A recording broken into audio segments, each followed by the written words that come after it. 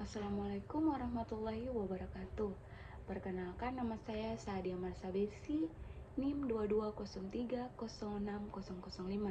Di sini saya akan menjelaskan bagaimana proses pembuatan babongko khas daerah Kailolo, kemudian dikaitkan dengan etnosains dalam bidang biologi, kimia, dan fisika. Bab 1, pendahuluan. Etnosains adalah interpretasi dan pemahaman suatu kelompok masyarakat lokal terhadap norma dan kepercayaan yang mereka miliki.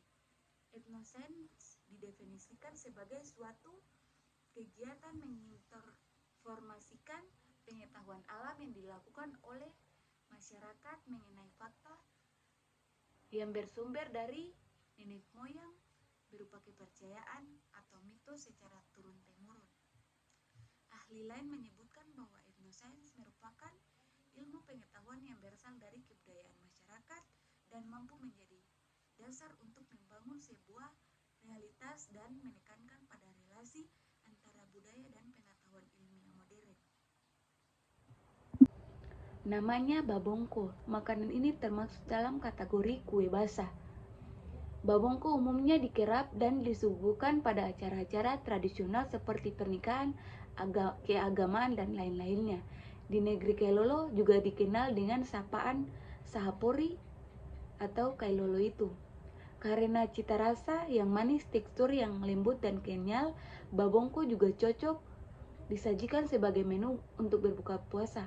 Karena tak dijual bebas, babongko sendiri hampir tidak pernah ditemui di pasaran takjil yang ada di kota Ambon. Babongko umumnya diproduksi hanya sesuai pesanan, namun beberapa warga Kailolo yang berdomisili misalnya di kawasan Stain juga kadang menjual makanan bertelinga empat ini di momen-momen tertentu seperti Ramadan. Itu pun diproduksi dengan harga jual per buah 2.500.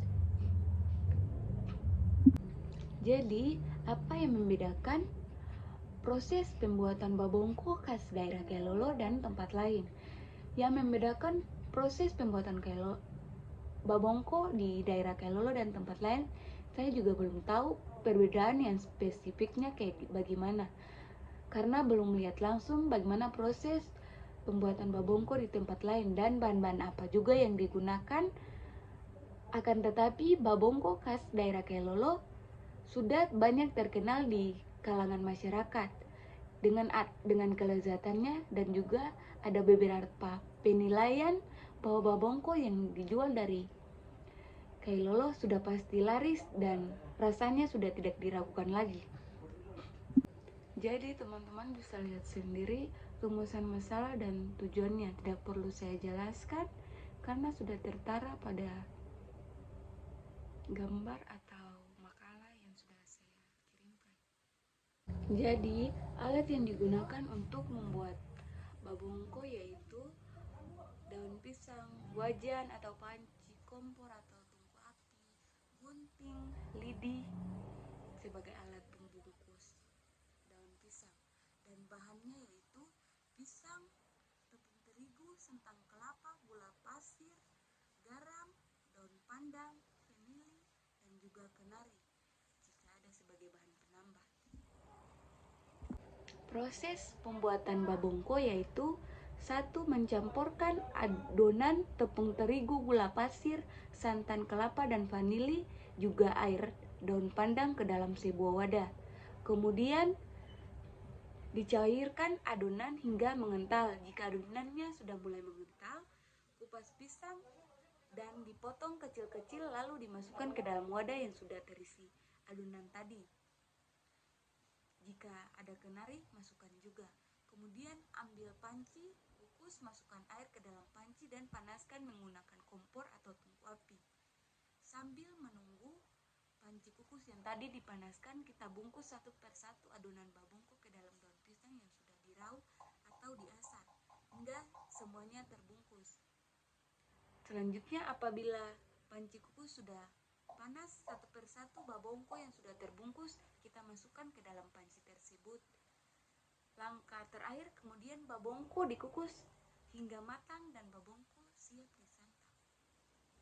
Lantas bagaimana kaitannya dengan etnosains dalam bidang fisika, biologi, dan kimia? Dalam bidang biologi, warga Lolo pasti memiliki pengetahuan mendalam tentang bahan-bahan sesuai tepung terigu, kelapa, dan rempah-rempah lain yang paling cocok untuk babongko. Babongko terbuat dari pisang atau musang acuminata. Pengetahuan ini melibatkan pemahaman tentang sifat biologis bahan-bahan tersebut, seperti mengandung nutrisi, tekstur, dan kemampuan menyerap air.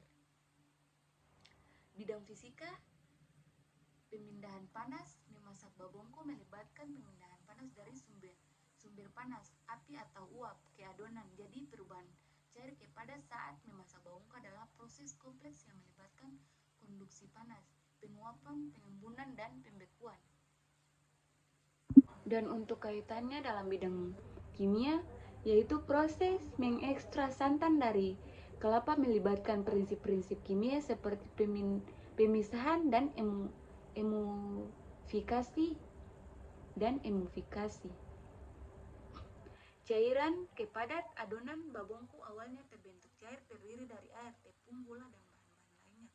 Saat dipanaskan, air dalam adonan mulai menguap. Uap air terperangkap di dalam adonan karena struktur tepung yang menyerap uap air ke cairan dan cairan ke padat dan padat ke padat, yang menyebabkan apa dalam kimia dalam proses kimia. Akhir dari hasil penjelasan saya yaitu kesimpulan. Proses yang pertama, proses pembuatan babongko khas daerah Kelolo kemungkinan besar melibatkan pengetahuan etnosains yang mendalam, khususnya dalam bidang biologi, fisika, dan kimia. Masyarakat Kelolo memiliki pemahaman yang unik tentang bahan-bahan lokal, teknik pengolahan, dan prinsip-prinsip ilmiah yang diterapkan dalam proses pembuatan babongko. Yang kedua, kajian etnosains terhadap proses pembuatan babongko akan melihat bagaimana pengetahuan tradisional dan budaya masyarakat setempat memenuhi proses pembuatannya. Terima kasih. Wassalamualaikum warahmatullahi wabarakatuh.